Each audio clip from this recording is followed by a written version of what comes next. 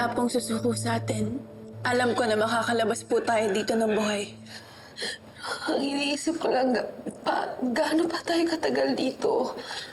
Kakailanganin ni Raymond ng gamot at pagkain. Princess is in pain. Ma'am Charlene, kikilos po ako. Mag-ahanap po ako sa labas, baka may medical supplies o pagkain. Kanina nung papunta ako sa CR, may nakita akong clinic. Sigurado akong may medicine cabinet sila doon. Puntahan na po natin. No. You have to stay here. Samahan mo si Tito Raymond mo. Siguraduhin mong gising siya. Huwag mo hayaang makatulog. Ha? Promise me. Mag-iingat po kayo, Ma'am Charlene.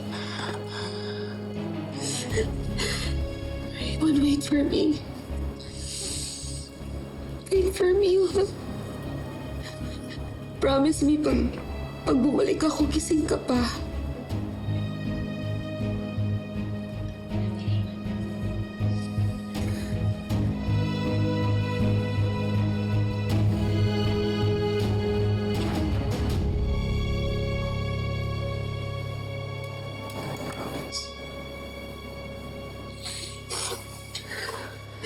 Ingat po kayo, Ma'am Charlene po.